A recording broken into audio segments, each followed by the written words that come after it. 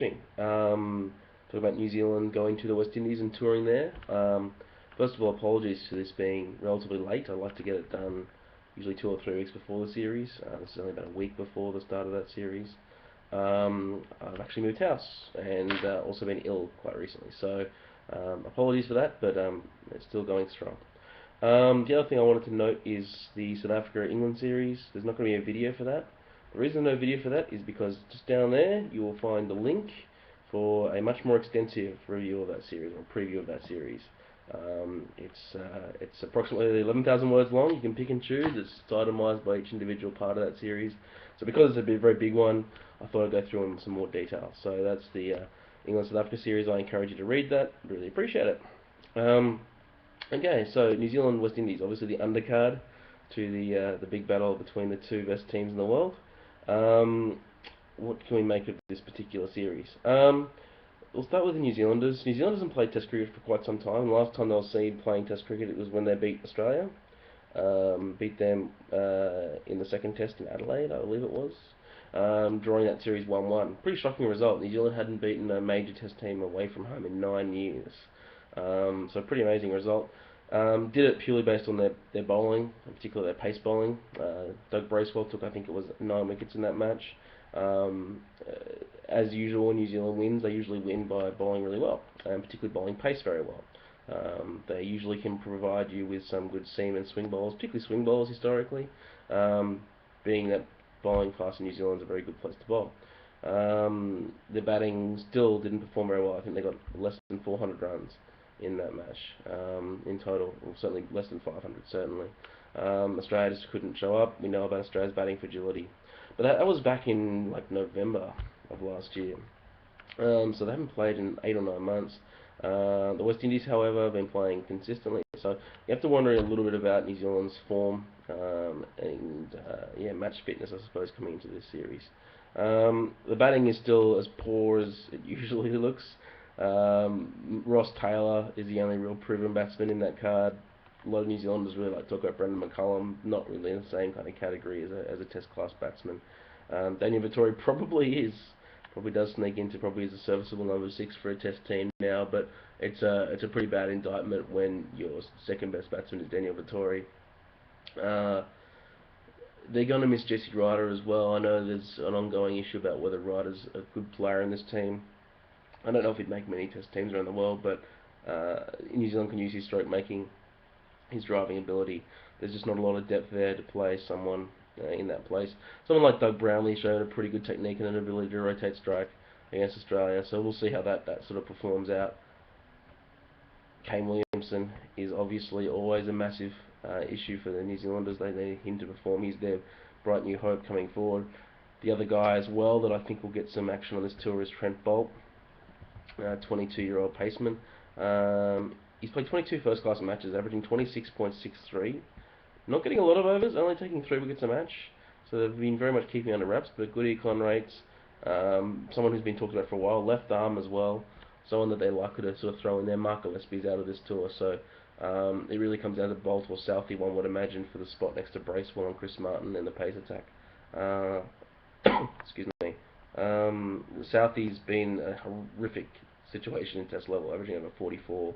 3.2 wickets a match at 30.75 at first class level. So first class numbers for Boult are better. He provides them with a left arm option, younger, albeit by 1 year.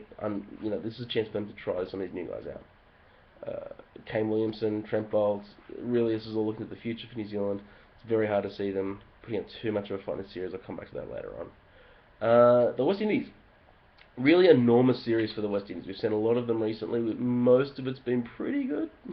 Played a lot of cricket in the last year or so, going back to the Pakistan series, and then went to India, then hosted Australia, then went to England, and now another series. So, been very busy boys.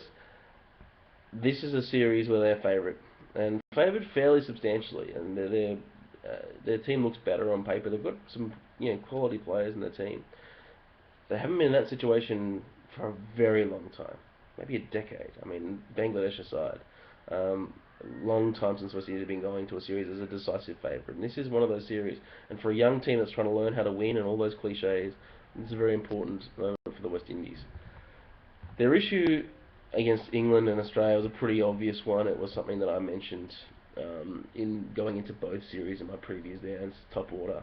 The top order has been pretty disastrous.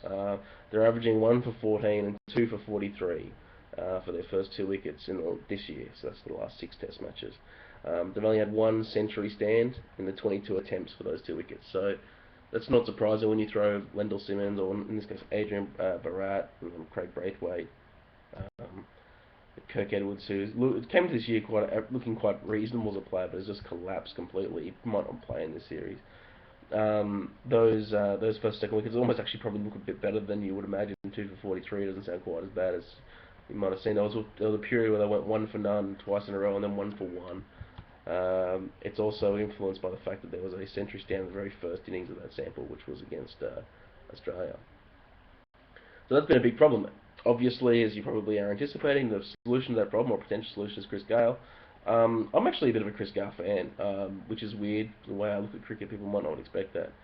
But he's fundamentally not that bad. He actually doesn't play shots he can't play, and certainly a lot of them he can't. He's terrible for back foot. He's terrible in slow bowling. Technically not good, but he leaves a lot. Leaves well outside off stump. And he's a brutal driver, obviously. The guy can drive the cricket ball, and does so. And yes, the guy has value, and he's certainly a lot more valuable than a Barat. I can see some of the optimism, but Braithwaite and Kirk Edwards or Wendell Simmons and these kind of guys, Chris Gale is going to be an enormous upgrade. Even if he's just Test, you don't think he's much more in Test class. He clearly is Test class because he's got 2 triple centuries, and also playing great cricket at the moment. Well, the last time he was seen in whites, Chris Gale between 2008 and 2010 inclusive, that's 3 years, scored nearly 1,800 runs at 52.91 with a 6 century. It's very, very good. Score percentage is less impressive, as you might imagine, from someone like Gale, who can, be bowled and LBW very quickly, of 30.6%. But 6 century rates, very, very good. That includes a triple century against Sri Lanka. And Sri Lanka with Muralitharan, I might add. There's 42 sixes in those 3 years. So, again, the value of a 6 is sort of whatever at some level. But, Chris Gale's a unique talent, as they might say. And against an attack like this, which is not a class attack, I mean, there's some promise with maybe Bolt or Bracewell or whatever. Martin is solid. There's not anyone here who's going to be able to terrorise Chris Gale and bowl him a lot, or, none of those 3 guys are guys that are going to get unassisted wickets in bunches. So Chris Gale could have an absolute field day here, and I suspect he probably will. He's batting really well in limited overs cricket. There's reasons to be optimistic. Marlon Samuel's also batting great. Since his return, he's scored 802 runs, 47.18, 19 century runs, not good, only 1 since he came back. But a 36.8 score percentage is very good. You pair that up with Shandapur, who I think will be playing in this series. Kemo Roach I don't think is likely to, but Shandapur should be. Darren Bravo had a rough 2012, it's true, but still I think, yes, the stock has probably dropped over the last 6 tests. But I think, with Williamson, you're looking at 2 of the biggest hyped young batsmen in the world. One of them hopefully will have a big series from an entertainment perspective. But Bravo, Gale, Samuels, who's resurgent, it seems. It's a good England attack, he did that too, in their own conditions. Shandapur, Ramdin scored a century in the last scene. There's some depth there with Rampal and Sammy. You could do worse for a batting card. And if West Indies get enough batting, and I think they will. I don't think New Zealand can win a high scoring or even a medium scoring match. They should be fine. Bowling attack for West Indies is very promising, even without Roach, who I think will be out, as I mentioned.